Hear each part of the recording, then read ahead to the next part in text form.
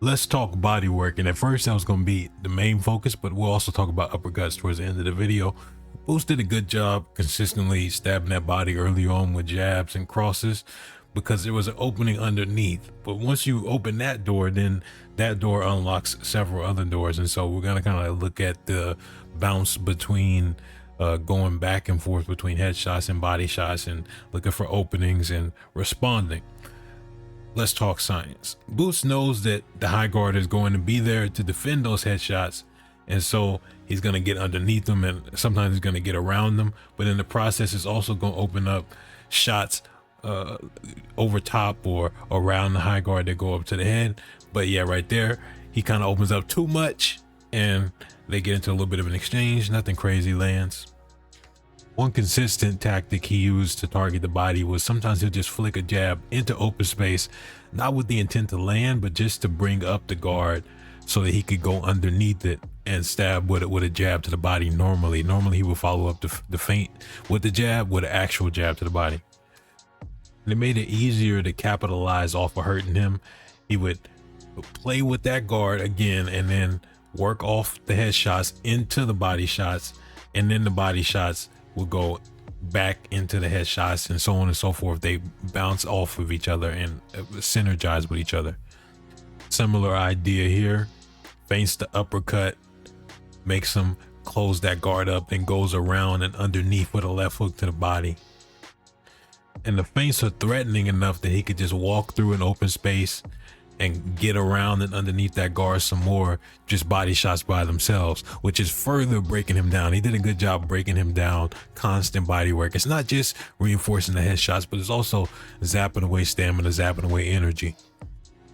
The body work was one thing, but those uppercuts really were the most damaging shots. And in fact, we'll talk about that.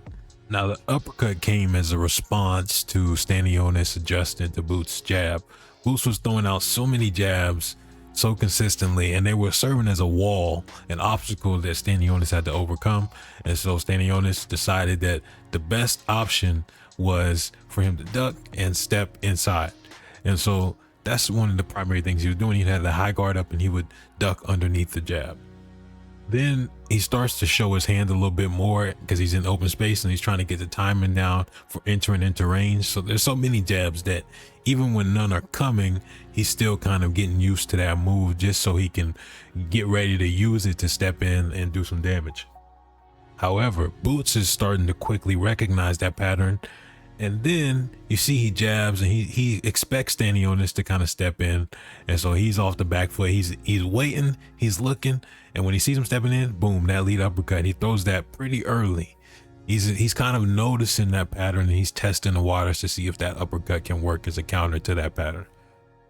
These small moments by themselves that kind of mean nothing just by themselves are always some of the most fun things to look at, because when you're analyzing, you can see the wheels in their head turning, you can see the light bulb sometimes turn on, and you see Boots' eyes. He pays attention to Stanionis doing that move, and then he kind of just backs out of the way, and then he immediately throws an uppercut because he's expecting him to kind of lean into range like how he just did right before that. And so he's starting to develop that assumption, develop that pattern recognition. Eventually that shot starts to become one of his primary counters because he knows that Stanionis is going to fall into range. And so even though the uppercut misses, it's that's part of the evolution, right? That's part of the problem solving. Is you're not always going to have the perfect solution at the perfect time with the perfect placement, but it's about finding the proper shot. Then at times he starts to purposefully lure him in and bait him so that he can bring out a response. And he knows that once he throws that shot, he's immediately going to be headed down and he's going to meet him with an uppercut. And so that really becomes one of his best shots, probably the best shot in the fight, honestly, and the one that puts him down. So it all works out. That's all for now. Maybe a podcast soon. If I do Ray Leonard and Duran next, I might do one big thing instead of multiple parts, but I might do multiple parts. I'm not sure how I want to do that.